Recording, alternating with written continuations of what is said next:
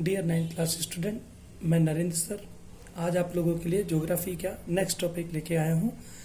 पिछले वीडियो में हम लोगों ने गंगा रिवर सिस्टम के बारे में पढ़ा। गंगा नदी, उसकी ट्रिब्यूटरीज, गंगा कहाँ से निकलती है, इस सब के बारे में जाना। अब हम लोग हिमालयन रिवर सिस्टम की दूसरी नदी ब्रह्मपुत्र और उसकी सहायक नदियों के बारे में पढ़ेंगे। The Brahmaputra river system.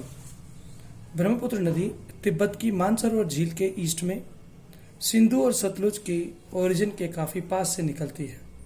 इसकी लंबाई इंडस रिवर से कुछ ज़्यादा है, बट इसका जो अधिकतर पाथ है, जो इसका रास्ता है, यह भारत से बाहर स्थित है। यह हिमालय के पैरेलल ईस्ट की ओर बहती है और एक माउंटेन नामचा बरवा पीक के पास पहुंचकर इंग्लिश के यू अक्षर की तरह मुड़कर भारत के अरुणाचल प्रदेश में एक बड़े गॉर्ज में एंट्री करती है। वहां इस रिवर को दिहांग के नाम से जाना जाता है तथा इसमें दिबांग, लोहित, कैनुला और दूसरी हेल्पिंग रिवर्स ब्रह्मपुत्र के अंदर असम में मिलती हैं। ब्रह्मपुत्र को तिब्बत में सांगपो और बांग्लादेश में जमुना के नाम से जाना जाता है। In Tibet, the river carries a smaller volume of water and less silt as it is a cold and dry area. Tibet एक सूखा और ठंडा इलाका होने के कारण यहाँ पर ब्रह्मपुत्र नदी में मिट्टी और पानी की मात्रा बहुत कम होती है। भारत में ये हाई रेनी एरिया में से गुजरती है जहाँ पर ज़्यादा रेनफॉल होता है। यहाँ पर पानी में मिट्टी की मात्रा बहुत ज़्यादा बढ़ जाती है। असम में ब्रह्मपुत्र अनेक धाराओं में बहकर एक कुम्फित नदी के रूप में बहती है। यहाँ पर बहुत सारे रिवर आइलैंड्स का निर्माण करती है, ऐसे टापुओं का निर्माण करती है जो नदी के क्षेत्र में स्थित होते हैं। क्या आपको दुनिया के सबसे बड़े रिवराइन आइसलैंड का नाम याद है? उसका नाम माजुली आइसलैंड है और वो ब्रह्मपुत्र रिवर में ही है।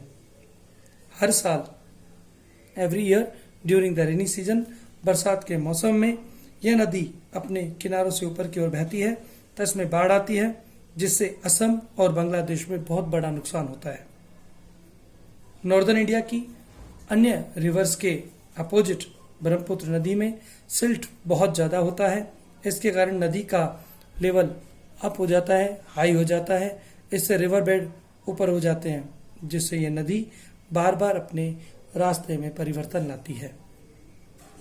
अभी हम लोगों ने गंगा और ब्रह्मपुत्र रिवर के बारे में पढ़ा।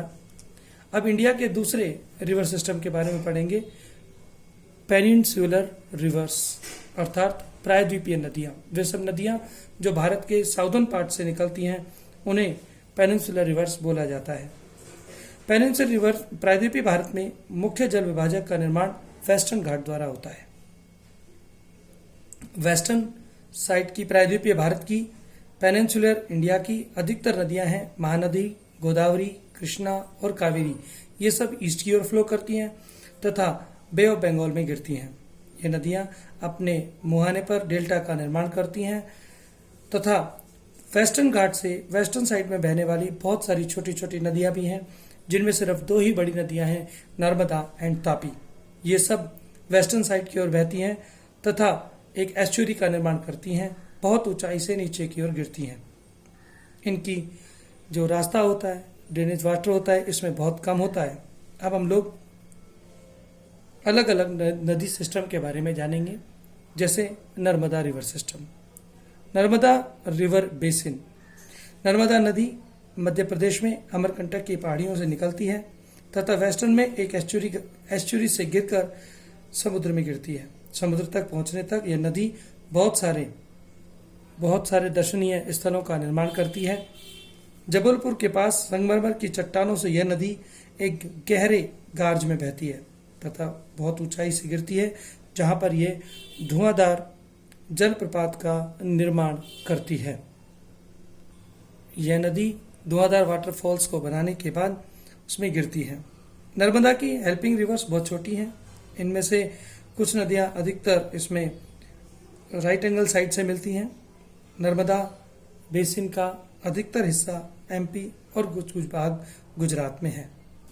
अब अगले वीडियो में हम लोग तापी, गोदावरी, महानदी, कृष्णा और कावेरी के बारे में पढ़ेंगे।